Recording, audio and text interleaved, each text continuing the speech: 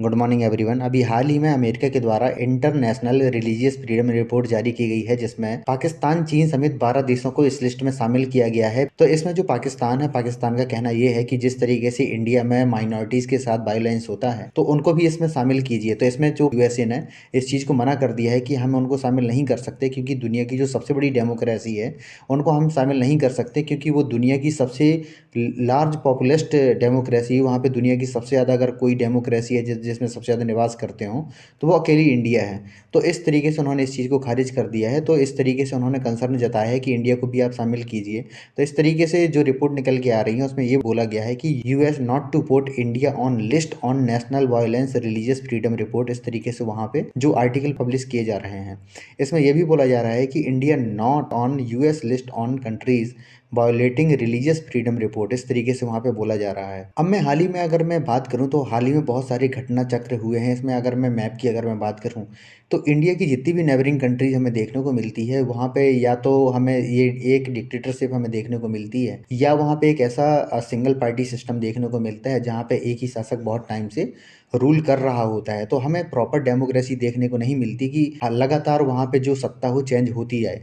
चाहे हम रसिया में देखते हैं, चाहे हम चाइना में देखते हैं, चाहे पाकिस्तान हो, अफगानिस्तान हो, या सेंट्रल एशिया के सारे देश हों, वहाँ पे एक तानाशाह रूप में जो शासक है काम करते हैं। तो इसलिए जो क्या होता है कि अगर मैं साउथ एशिया की अगर मैं बात करूँ तो इंडिया अकेला एक डेमोक्रेसी देश के रूप में सर्वाइव कर रहा है। तो इस तरीके से हमें देखने को मिलता है। तो इसमें क्या होता है कि अमेरिका ने इस चीज़ को बोला है कि जिस तरीके से वहाँ पे लगातार जो माइनॉरिटीज़ के साथ वायलेंस हो रहे हैं, वहाँ पे उसने ये बोला है कि अमेरिका ने चीन, पाकिस्तान और म्यांमार समेत 12 देशों को इसमें शामिल किया है।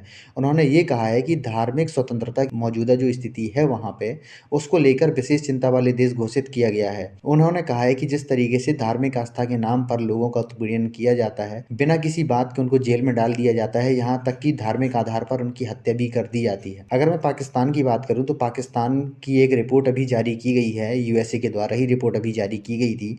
उसमें बताया गया था कि जिस तरीके से वहाँ पे ह्यूमन राइट्स का वायलेशन होता है पाकिस्तान में, उसकी पूरी रिपोर्ट ही है। मैं आपको एक दिन उसका पूरा डेटा मैं आपको बताऊंगा।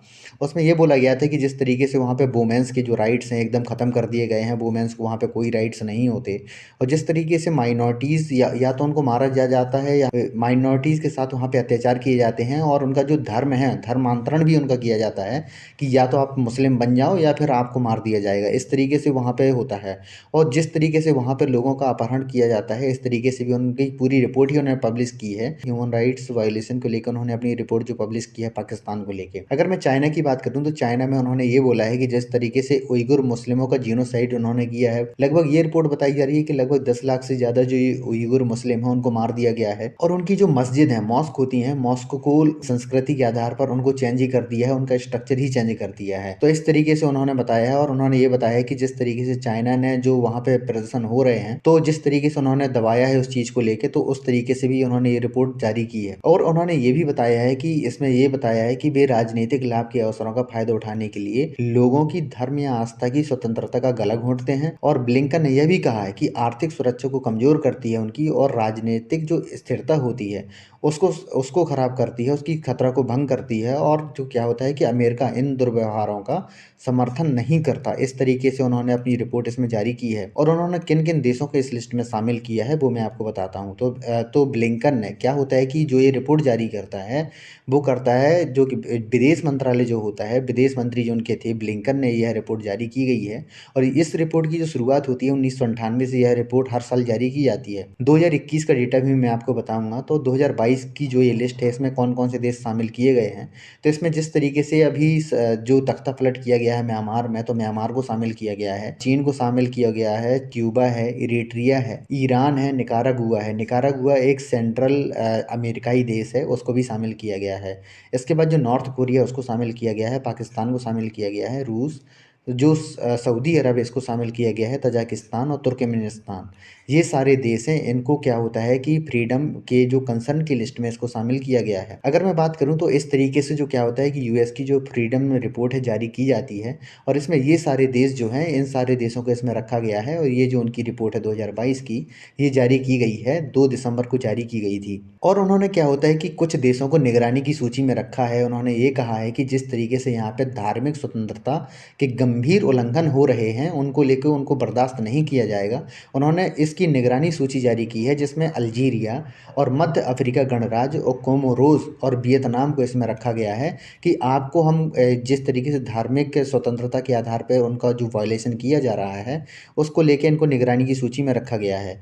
इसमें क्या होता है कि कुछ जो आतंकी संगठन हैं, उनको भी इसमें रखा गया है, जिसमें हमने ये देखा है कि अमेरिका ने अल शबाब, बोको हराम ये सब मिलेंगे आपको जो सहारा डेजर्ट होता है उसके आसपास एरिया में मिलेंगे, जहाँ पे बहुत सारी लूट मार होती है, बहुत सारे आतंकी संगठन वहाँ पे पनपने लगे हैं। तो वहाँ पे ये देखने को मिलता है ये सारी चीज़ें। इसमें जो हयात तहरीर अल-शाम, हुथीस, आईएसआई ग्रेटर सहारा, आईएसआई वेस्ट अफ्रीका, जमात नुसरत अल इस्लाम बल मुस्लिमीन, तालिबान और वैगनर समूह को इसमें शामिल किया गया है। उन्होंने कहा है कि जिस तरीके से उन्होंने कार्रवाई की हैं, तो उन्होंने कहा है कि विशेष चिंता वाले संगठन के रूप में इनको चिन्हित किया गया है और इनके ऊपर क्या होता है कि इनको बैन किया गया है। अगर मैं लिस्ट की बात करूँ, यूएसए की अगर मैं बात करूँ तो, और इसमें अगर मैं ये देखूँ तो देखिए इस तरीके से जो ये क्षेत्र बताए गए हैं, ये क्षेत्र ये हैं जो ये संगठन पैदा के होते हैं। ये वाला जो क्षेत्र है ये बहुत गरीब देश है, तो यहाँ पे मतलब लूट मार बहुत ज़्यादा होती है। और यहाँ पे बोको हराम का नाम सुना होगा कि यहाँ पे कि मतलब अगर कोई अगर मतलब अगर यहाँ के जो फौजियों को भी मार देते हैं लोग, तो इस तरीके से वहाँ पे वायलेशन लगातार होता है। तो इनकी कंसर्न लिस्ट में रखा गया है। अगर मैं 2021 की बात करूँ तो इंडिया को, तो उसकी कंसर्न लिस्ट में इंडिया को भी रखा गया था। तो इंडिया ने इसको करारा जवाब इसमें दिया था और उन्होंने कहा था कि जो अमेरिका होती है, वोट बैंक की जो पॉलिटिक्स वो करते हैं, अंतर्राष्ट्रीय संबंधों में वोट बैंक की जो राजनीति की जाती है यूएसए के द्वारा, वो हम बर्दाश्त नहीं करेंगे। और यह रिपोर्ट एंटनी ब्लिंकन ने जारी की थी। और इसमें ये फिर क्या होता है कि जब ये सारी चीज़ें हो गई तो भारत ने भी इस चीज़ को मुद्दा उठाया और भारत ने ये बोला कि जिस तरीके से अमेरिका में नस्लीय हिंसा होती है, जिस तरीके से वहाँ पे काले गोरों में, और क्या होता है कि इसमें ये देखा जाता है कि कोई अगर पगड़ी बैठे, वहाँ पे ऐसा हुआ था कि एक सिख व्यक्ति था, सिख व्यक्ति को बुरी तरीके से मारा गया था उनके द्वारा। तो भारत के द्वारा ये चीज़ भी उठाई गई थी, मुद्दा बनाया गया था।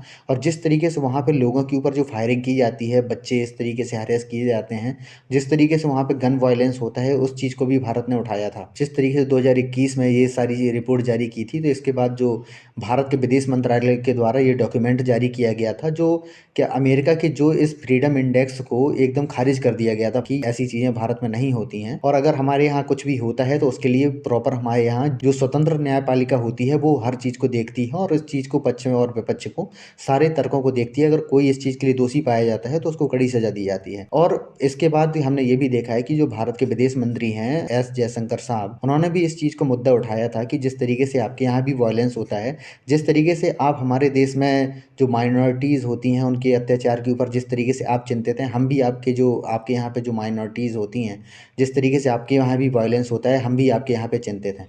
तो इस चीज़ को हमने देखा है। तो उसके बाद लगातार हमने ये देखा कि लगातार जो क्या होता है कि यूएसए ना इंडिया का नाम लेने से अब बचता है कि अब भाई नाम ना लिया जाए। अभी हाल ही में हमने देखा था कि 2022 की जो लिस्ट थी उसमें इंडिया का नाम शामिल था। जब बाद में ये लिस्ट जो बाइडेन के सामने गई तो उन्होंने इंडिया का नाम इससे हटा दिया। उन्होंने कहा है कि इंडिया को इसमें शामिल नहीं किया जाएगा क्योंकि वहाँ पे जो रिलीजियस फ्रीडम है वहाँ पे लगातार बनी रहती है। वहाँ पे इस तरीके से कोई भी कॉज ऑफ कंसर्न नहीं है।